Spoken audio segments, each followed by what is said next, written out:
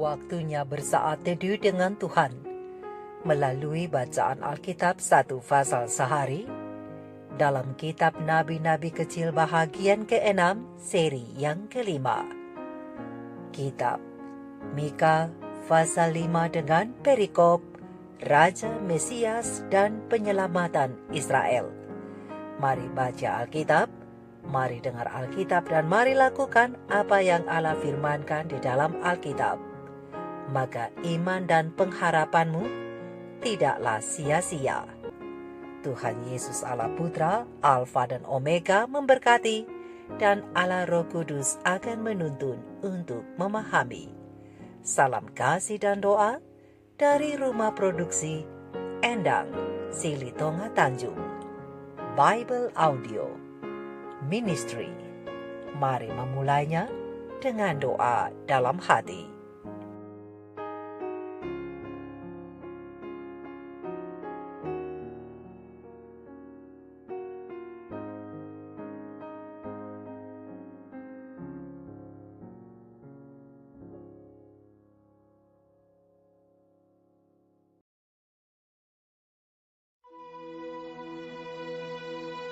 Tetapi engkau, hai Betlehem Efrata, hai yang terkecil di antara kaum-kaum Yehuda, daripadamu akan bangkit bagiku seorang yang akan memerintah Israel, yang permulaannya sudah sejak purbakala, sejak dahulu kala.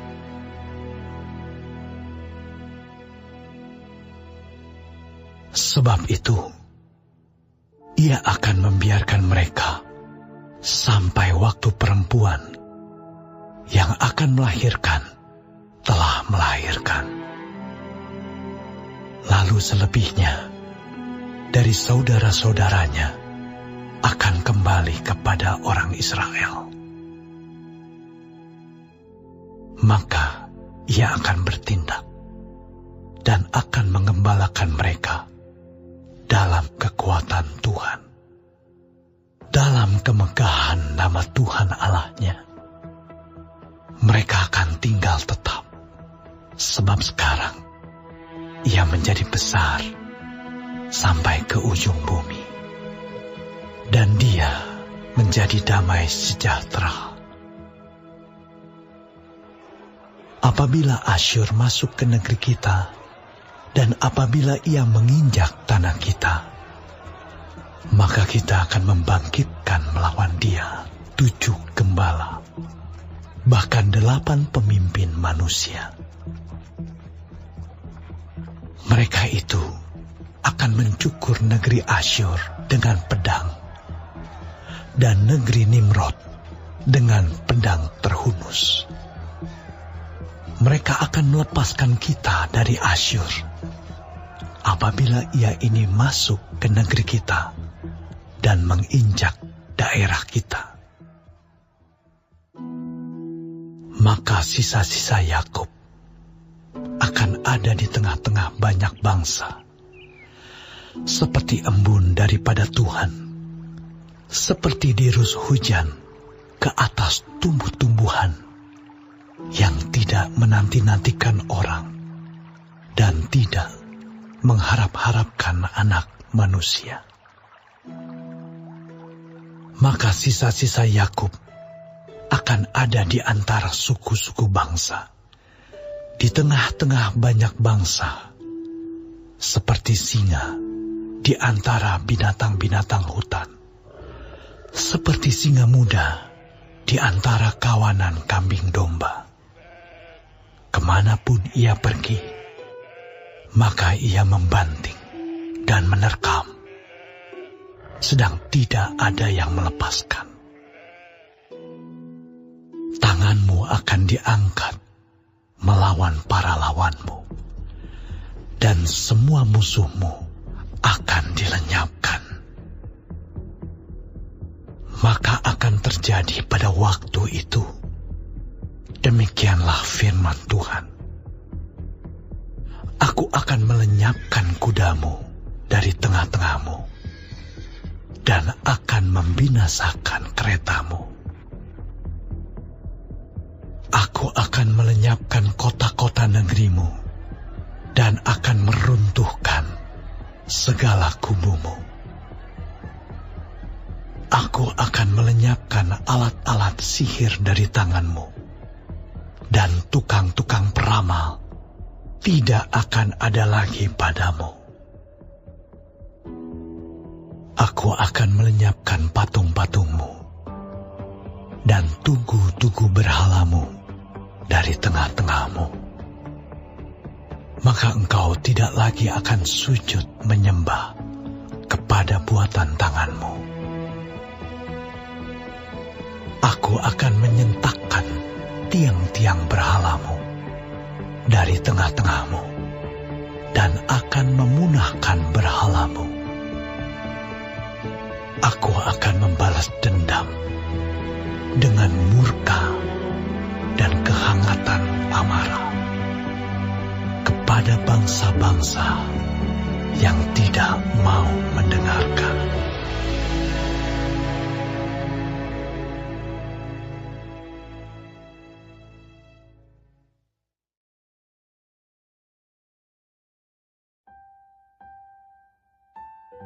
Kita telah menyelesaikan bacaan Alkitab 1 pasal sehari dalam kitab Mika pasal yang kelima. Sedikit perenungan melalui pasal ini tentang Mesias yang akan datang dan tanggung jawab umat pilihan dengan ayat panduan perenungan. Terang besar Alkitab Mika 5 ayat 1 dengan bunyi nas. Tetapi engkau, hai Betlehem Efrata, hai yang terkecil di antara kaum-kaum Yehuda, daripadamu akan bangkit bagiku seorang yang akan memerintah Israel, yang permulaannya sudah sejak purbakala, sejak dahulu kala. Sahabat-sahabat firman, sahabat-sahabat surgawi yang dikasihi oleh Tuhan di mana saja Anda berada. Misteri yang paling indah diperkenalkan dalam kitab dan pasal ini. Walaupun hanya secara singkat, yaitu penjelmaan atau inkarnasi Allah yang kekal. Allah kekal yang menjelma itu tidak akan lahir di kota besar yang indah atau menjadi bahagian dari keluarga yang berpengaruh yang dikelilingi oleh kekayaan. Namun ia akan lahir di sebuah kota kecil, bahkan yang terkecil di Yehuda, dan dalam keluarga yang sederhana. Allah kekal yang menjelma menjadi manusia itu menghidupkan suatu kehidupan yang rendah hati. Dan di dalam keadaannya sebagai manusia, ia telah merendahkan dirinya, taat sampai mati, bahkan sampai mati di kayu salib. Lihat kitab Filipi 2 ayat 8. Oh sahabat-sahabat firman, kebenaran besar ini memberi makna pada hidup orang Israel kala itu dan semua umat manusia. Kedatangan Allah yang menjelma membawa harapan untuk sesuatu yang lebih besar dari apapun yang dunia dapat tawarkan. Dan nubuat Nabi Mika tentang kisah kelahiran Yesus memperlihatkan bahwa Allah dalam kedaulatannya menggunakan hal-hal kecil yang sering diabaikan oleh manusia. Dan tindakan Allah ini bertolak belakang dengan konsep dunia yang hanya mengagungkan hal-hal yang besar dan yang hebat. Dan pena ilham ilahi roh nubuat kerinduan segala zaman jilid 1, halaman 23 alinea pertama dan kedua, menjelaskan keadaan itu bahwa lebih 1000 tahun lamanya bangsa Yahudi telah menantikan kedatangan juru selamat. Atas peristiwa ini, mereka telah meletakkan harapan-harapan mereka yang paling gemilang. Dalam nyanyian dan nubuatan, dalam upacara bait suci dan perbaktian di rumah tangga, mereka telah memuja-muja namanya. Namun, pada kedatangannya, mereka tidak mengenal dia. Buah hati sorga itu, bagi mereka hanyalah bagai tunas dari tanah kering. Adapun ia tidak tampan dan semaraknya pun tidak ada. Dan mereka itu tidak melihat dalam dirinya keelokan rupa sehingga mereka harus merindukan dia. Ia datang kepada milik kepunyaannya, tetapi orang-orang kepunyaannya itu tidak menerimanya. Lihat kitab Yesaya 53 ayat 2 dan kitab Yohanes 1 ayat 11. Namun demikian, Allah telah memilih Israel. Ia telah memanggil mereka untuk memelihara di antara manusia pengetahuan tentang hukumnya dan tentang lambang-lambang dan nubuat-nubuat yang menunjuk kepada juru selamat. Allah menghendaki agar Israel menjadi mata air keselamatan bagi dunia. Dan sebagaimana Abraham di negeri pengembaraannya, sebagaimana Yusuf di Mesir dan Daniel di istana Babel, demikian juga seharusnya orang Ibrani di antara segala bangsa. Mereka harus menyatakan Allah kepada umat manusia. Sahabat-sahabat firman, sahabat-sahabat surgawi, sebagaimana Israel dipilih Allah menjadi umatnya, ia juga rindu menjadikan semua bangsa sebagai umat pilihannya. Tapi seperti Israel, tidak semua orang akan menerima undangan rahmat Allah yang menjadikan mereka umat pilihannya. Karena mereka belum rela Tuhan menghancurkan berhala-berhala dunia yang mereka sayangi, kesombongan diri yang masih mereka pertahankan, dan lain-lain. Berdasarkan terang besar Alkitab Mika 5 ayat 10-15, walaupun saat ini mereka mengaku sebagai umat Tuhan. Tapi meskipun begitu, tetap akan ada yang menerima undangan rahmat Allah walaupun tidak banyak. Karena firman Tuhan berkata, banyak yang dipanggil tapi sedikit yang terpilih. Lihat Matius 22 ayat 14. Dan mereka yang terpilih itu akan disebut umat Allah yang sisa, seperti sisa-sisa Yakub yang dikumpulkan Allah. Berdasarkan terang besar Alkitab Mika 2 ayat 12, Mika 4 ayat 6 dan 7, dan Mika 5 ayat 8. Tetapi sahabat-sahabatku, masih adakah kemungkinan dari antara yang sisa itu tidak bersedia bagi kedatangan Sang Penyelamat? Dan akhirnya predikat sebagai umat pilihan itu dicabut dari mereka. Sahabat-sahabatku, sahabat-sahabat surgawi, menyandang predikat sebagai umat pilihan Allah yang sisa tergantung pada perilaku dari mereka yang menyebut dirinya yang sisa. Mereka punya tanggung jawab yang serius, yaitu apakah mereka memberitakan datangnya hari penghakiman dan memberitakan keselamatan melalui Kristus dan mengumandangkan kedatangannya yang kedua kali. Ingat, kata sisa bukan hanya sekedar slogan yang dipegang, tetapi kata sisa memiliki tugas untuk dipenuhi. Faktanya bahwa keberadaan kita sebagai umat sisa bergantung pada Tuhan dan kasih karunia-Nya. Dan itu seharusnya membuat kita tidak merasa seperti berada pada klub eksklusif, tersendiri, dan merasa diri istimewa. Tapi kita harus melihat kepada Tuhan dan kasih karunia-Nya yang akan menolong kita untuk fokus pada misi kita, yaitu menyampaikan kabar baik kepada dunia. Ingat sahabat-sahabatku, Israel dalam menyambut kedatangan Allah yang menjelma pada kali yang pertama itu telah gagal menjadi yang terpilih. Mereka terlalu eksklusif karena menganggap kedatangan Mesias hanya untuk mereka saja dan harus dalam kebesaran seorang raja. Sehingga begitu penyelamat itu datang dalam keadaan yang begitu sederhana, mereka tidak bersedia dan akhirnya menolak Dia.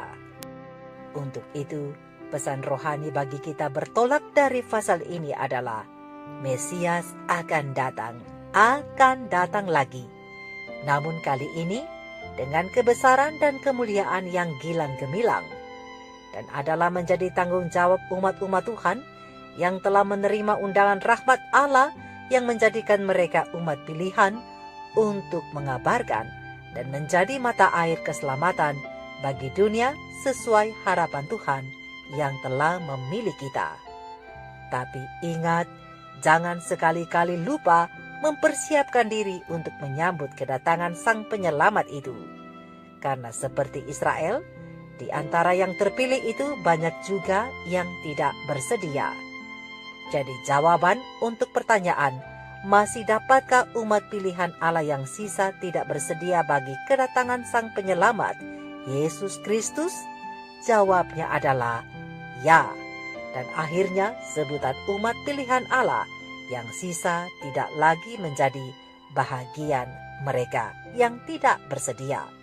Oleh karena itu, dengarlah dan ingatlah pesan Tuhan wahai umat-umatnya yang terpilih. Aku datang segera. Peganglah apa yang ada padamu, supaya tidak seorang pun mengambil mahkotamu. Terang besar Alkitab Wahyu 3 ayat 11. Sahabat-sahabatku, sahabat-sahabat firman, sahabat-sahabat surgawi, Allah telah memilih dan memanggil kita sekarang ini untuk memelihara di antara manusia pengetahuan tentang hukum-Nya. Dan janjinya Dia akan segera datang kembali. Untuk itu, kabarkanlah, siarkanlah kedatangannya, dan bersedialah. Mari kita renungkan ini bersama. Tuhan Yesus memberkati. Maranatha, Shalom. Barang siapa dengar, serukanlah kabar keselamatan seluruh dunia. Masyurkanlah sekarang kabar mulia. Mari barang siapa mau. Barang siapa mau, kabar selamat ini berilah orang tahu. Allah Bapa kita jemputkan engkau. Mari barang siapa mau. Barang siapa sedia datang lekas. Pintu belum tertutup, masuklah bebas.